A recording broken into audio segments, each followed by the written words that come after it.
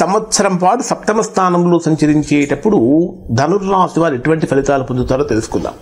ఇప్పటి వరకు ధనుర్రాశి వారికి ఏ విధంగా జరిగిందంటే, మీ రాశ్యాధిపతి అయినటువంటి గురుడు రాశికి 6వ స్థానంలో సంచరించాడు. 6వ స్థానం అంటే పాపస్థానంలో, శత్రుస్థానంలో, రోగస్థానంలో. కాబట్టి ధనుర్రాశి వారు కొద్దిగా ఆరోగ్యపరంగా, ఆర్థికంగా, శత్రువుల పరంగా కొన్ని సమస్యలు ఫేస్ చేశారు.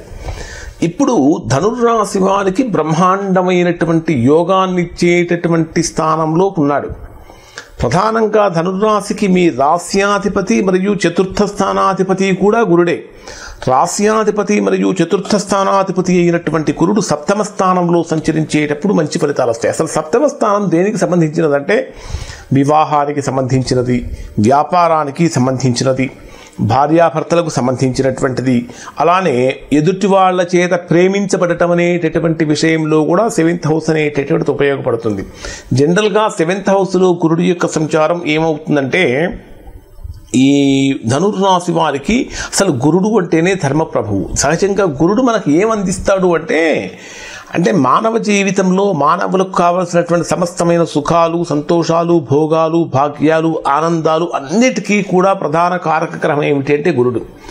ఇప్పుడు మానవ జీవితంలో వివాహం కావాలి, గురుబలం కావాలి, ఉద్యోగం రావాలి, గురుబలం ఉండాలి, అలానే సంతానం కలగాలి, గురుబలం ఉండాలి, అలానే ఒక ఇల్లు కట్టుకోవాలి, ఇల్లు కొనుక్కోవాలి, గురుబలం ఉండాలి. అంటే మనము చేసేటటువంటి ప్రతి పనికి కూడా గురుబలం అనేది ఉండాలి.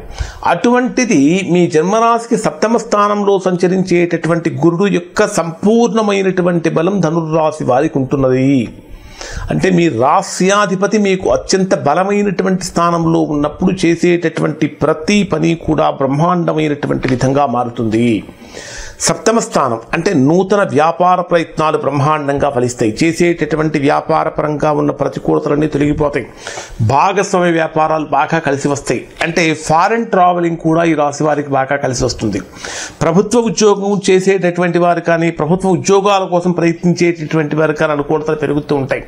ఒక రకంగా చెప్పాలంటే దీర్ఘకాలికంగా ఏర్పడిన సమస్యలన్నీ కూడా తొలగిపోవడానికి గురుడు మీకు అనుకూలతను, యోగాన్ని కలిగిస్తూ ఉంటాడు. కారణం ఏంటంటే, గురుడు తాను ఉన్నటువంటి స్థానం, గురుడు మీ జన్మరాశికి సప్తమ స్థానంలో ఉండి 3 స్థానాలను, 3 రాశులను చూస్తూ ఉంటాడు. అంటే గురుడు తానున్న స్థానం నుంచి 5, 7, 9 స్థానాలను చూస్తూ ఉంటాడు. 5వ స్థానం అంటే మీ జన్మరాశికి లాభస్థానం, 7వ స్థానం అంటే మీ జన్మరాశి ధనుర్రాశి, 9వ స్థానం అంటే మీ జన్మరాశికి తృతీయ స్థానం. ఎప్పుడైతే గురు వీక్షణం మీ జన్మరాశికి లాభస్థానం మీద ఉంటుందో, చేసేటటువంటి కార్యకలాపాలన్నీ కూడా అత్యంత అనుకూలంగా, లాభయుక్తంగా, లాభసాటిగా మారుతూ ఉంటాయి.